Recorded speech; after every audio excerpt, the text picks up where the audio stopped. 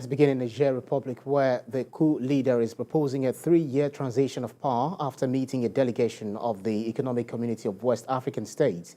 General Abdurrahman Chiani, who spoke on national television on Saturday night, says the principles for the move will be decided within 30 days. In his 12-minute speech, General Chiani condemned ECOWAS sanctions, which he described as illegal and inhuman. I reaffirm here that our ambition is not to confiscate power.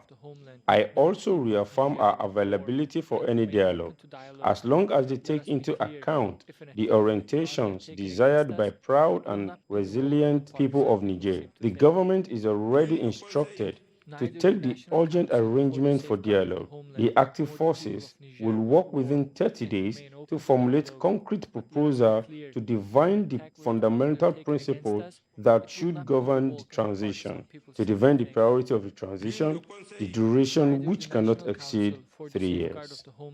The national broadcast, the coup leader had met with the ECOWAS delegation led by former Nigerian head of state Abdulsalami Abubakar in the latest attempt to restore democratic governance. The delegation also met President Mohamed Bazoum for the first time after he was ousted by military coup plotters last month. Niger's Government Military Council confirmed the arrival of the ECOWAS representatives sent by President Bola Tinubu as part of last-ditch efforts to persuade the mutinous soldiers to restore constitutional order. We have met the leaders and heard from them. They also spoke about some of the problems. We'll go back and brief our leaders about the outcome of our visit here. But we are glad that the meeting was productive, as it has opened an avenue for more talks. Back here in Nigeria, the Medical Association is pointing the spotlight on the operations of private medical facilities in Gombe State. Experts at the association's general meeting identify the crucial role that private hospitals play, but emphasize strict enforcement of standards and regulations. Our correspondent, Lanre Adeyemi, has the details. More than any other single event, the COVID-19 pandemic exposed the frailties of Nigeria's healthcare system. The challenges have been compounded by the mass departure of health workers seeking greener pastures. The Gombe State branch of the Nigerian Medical Association in its annual general meeting is looking at how private medical facilities can better support the healthcare system. Experts looked at different angles to solve the problem. The consensus is that universal health insurance and improved funding are the starting point. It is all important, but they also have their challenges, especially the issue of funding, the issue of payment of for the healthcare and everything. So it's a very huge tax. Catastrophic expenditure is what deals with many families. I know of a person in Padang, just some few miles from Bay, who sold his house to undertake the medical treatment of his son. Private hospitals and other medical facilities have been rapidly springing up. Some would say to fill a gap. Others would argue that these profit-oriented healthcare providers are only out to exploit opportunities. The solution preferred is stricter enforcement of regulations. The ethics, the practice, the availability of basic things in the facility. You don't register a facility and then you don't put in basic things in the ward, in the theater, in the laboratory, and even the number of health personnel that will run that facility. So we must make sure that all these things are available. We have a dearth of medical practitioners. And this cuts across the entire country, but it's even worse in this part of the country. And private practice is very necessary to complement the government service. This is one of the many private medical centers in Gombe State. It's much bigger and better equipped than primary health care centers, but smaller than general hospitals and referral centers. It is true that some private health facilities may breach regulations and even engage in malpractices. But it's crucial to note that many of them are actually filling the gap and rendering life-saving services where the government has failed. Lanre Adeyemi, TVC News, Gombe.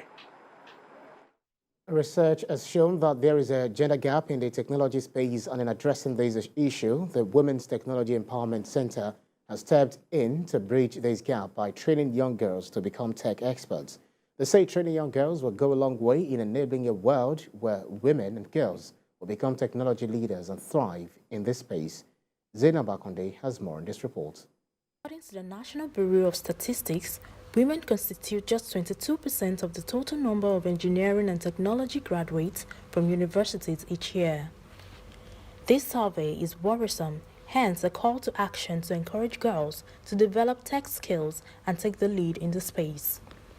For the past 15 years, about 600 girls between the ages of 13 and 17 were trained by the Women's Technology Empowerment Center to explore the science, technology, engineering, art and mathematics space.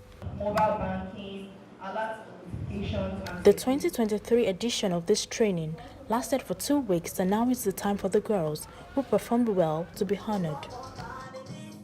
We realized that to close the gender gap, we needed to work with girls. And so we started the first camp in 2008, and since then it's only grown. The statistics show that, a lot of women who start working in STEM drop out within the first 10 years. So we want them to stay beyond 10 years and to be successful and thriving. We have girls come in from all these public schools, most especially our best students in all of these schools. So they apply, either they come from these schools or we open it to the general public to apply. During our program here, we had Neka Okoro is a 15-year-old girl who moved from having no interest in technology to creating an automated water pump with the skills she acquired at the training. She talks about her project and some challenges she faced while putting it together. It's a project that helps to stop the prevention of germs and also the wastage of water because it is automatic. All it needs to do is to sense the movement of your hands or anything around it for the water to start pumping.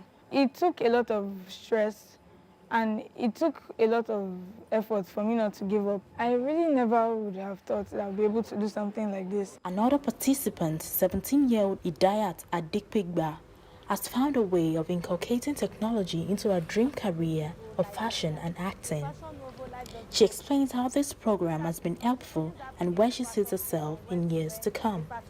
It's innovation. You have to make another person's idea better. People just sell clothes, they don't give tips.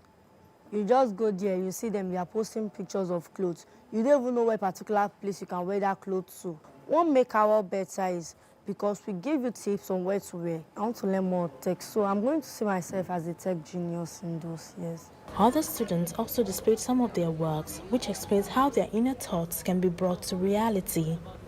The initiator of this program says all hands must be on deck to have a society where women will be well represented in the technology space.